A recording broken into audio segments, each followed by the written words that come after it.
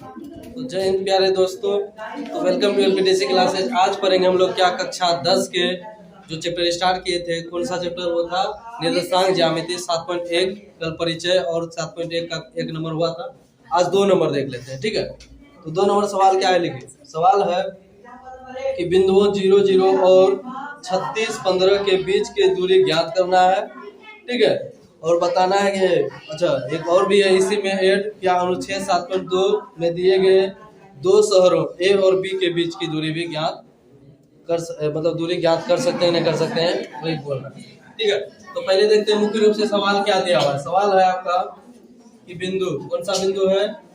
एक है 0, 0 और दूसरा है आपका 36, 15।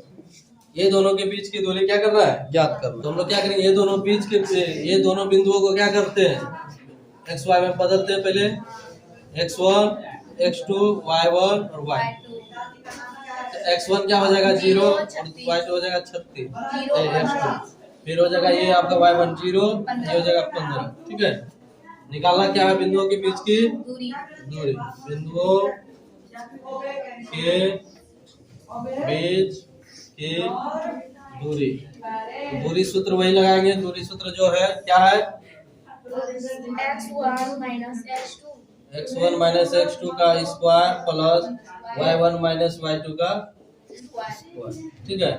फिर हो गया x1 देख लीजिए कितना है, 0 माइनस 36 का स्क्वायर प्लस y2 हो जाएगा, y1 हो गया 0 माइनस 15 का स्क्वायर, ठीक है।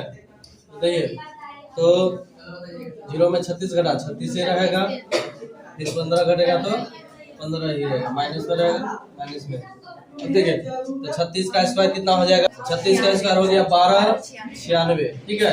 और प्लस इसका हो गया 225, जोड़ दीजिए कितना हो जाएगा? 6 5 11 का 1, 9 2 11 12, 2 2 4 1 5, अब 1 15 21, 15 21 किसका है वर्गमूल? निकालिए 15। तो ये हो गया आपका इन दोनों बिंदुओं के बीच की दूरी 39 इकाई, ठीक है। 39 इकाई हो गया आंसर।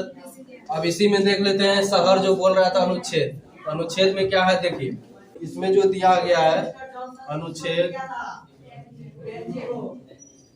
7.2 में ए बिंदु कितना दिया हुआ है? ए बिंदु दिया है 4, 0 और बी बिंदु कितना है 6, 0। इसी के बीच का दूरी निकालना है। तो कितना दूरी होगा देखिए, ये दोनों शहर ये दोनों ए बी शहर, तो ए बी क्या लिखेंगे? ए बी के बीच की दूरी। तो इसमें भी क्या करते हैं, x1 x2 मान लो, x1 क्या हो जाएगा 4, x2 कितना हो जाएगा 6, y1 कितना हो गया 0, y2 कितना हो गया 0। तो क्या हो जाएगा, बीच की दूरी वही फॉर्मूला लगेगा, x1 माइनस x2। x1 क्या है 4, x2 6, 4 माइनस 6 का स्क्वायर प्लस y1 0, y2 0 का स्क्वायर। फिर हो गया 4 में 6 घटा 2, माइनस 2 हो जाएगा, माइनस 2 का स्क्वायर प्लस 0 का स्क्वायर, ठीक है। अब देखिए माइनस 2 का स्क्वायर 4 ही हो जाएगा, माइनस का प्लस हो गया 0 बराबर हो गया 4 में 0 जोड़ेंगे तो 4 ही रहेगा वर्गमूल, इसका हो जाएगा 2।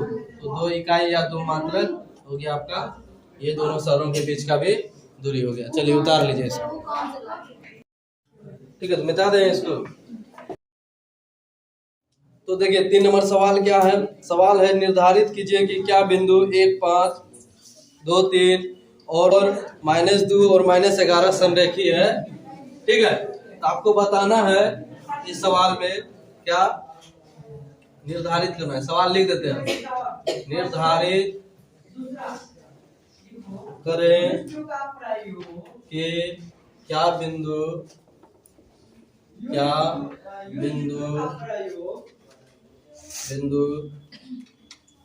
1 5 2 3 और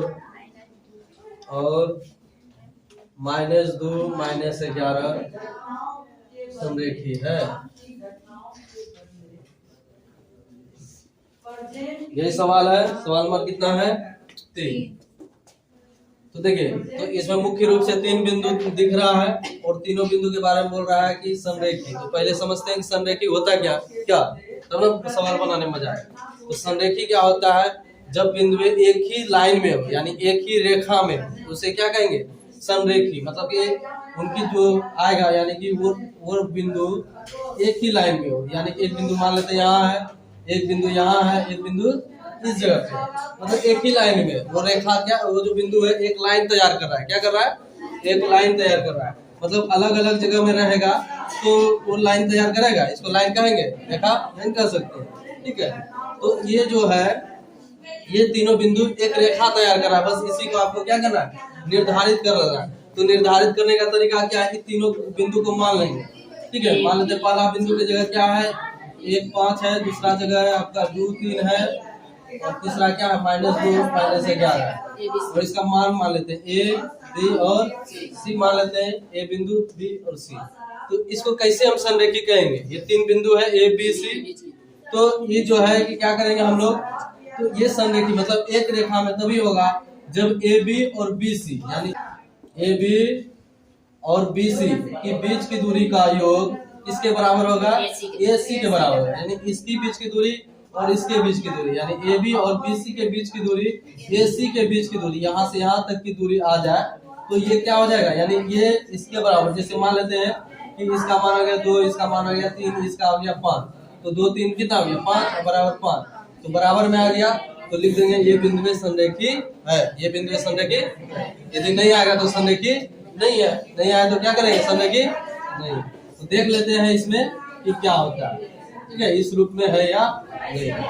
चलिए, तो हम लोग क्या करेंगे, तीनों बिंदु मान लेंगे। बिंदु क्या है, A 1 5 है, B 2 3 है, और C क्या है, -2 -11। तो बिंदु ये हो गया है ना।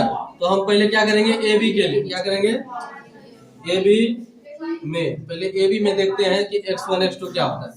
AB में x1 क्या हो जाएगा, ये दोनों बिंदु को देखिए अच्छे से। तो AB में x1 क्या हो जाएगा 1, और x2 कितना होगा 2, y1 कितना होगा 5, y2 कितना होगा 3, यही होगा। तो पहले AB का बीच का दूरी निकालते हैं, क्या हो जाएगा, AB इसलिए क्योंकि AB में, और इसलिए AB के बीच की दूरी, AB के बीच की दूरी क्या हो जाएगा आपका, देखिए फॉर्मूला वही लगेगा, x1 - x2 का स्क्वायर प्लस y1 - y2 का स्क्वायर। आपका रूट अंडर x1 देख लीजिए कितना है 1, और -x2 कितना है 2 का स्क्वायर, प्लस y1 हो गया 5 -3 का स्क्वायर, इसका हो गया -1 का स्क्वायर, प्लस हो गया -2 का स्क्वायर, ठीक है। रूट में रहेगा -1 का स्क्वायर 1, 2 का स्क्वायर 4, तो कितना हो गया 5। रूट 5 नहीं निकलेगा, निकलेगा नहीं निकलेगा, यही रह जाएगा, कोई दिक्कत यहाँ पर। -2 होगा, सिर्फ 2 होगा, 2 का स्क्वायर 4 ही होगा, 5 ही होगा। फिर देखते हैं हम लोग क्या, किसमें, BC में। इसमें फिर देखते हैं BC में, ठीक है, यही देख लेते हैं BC में।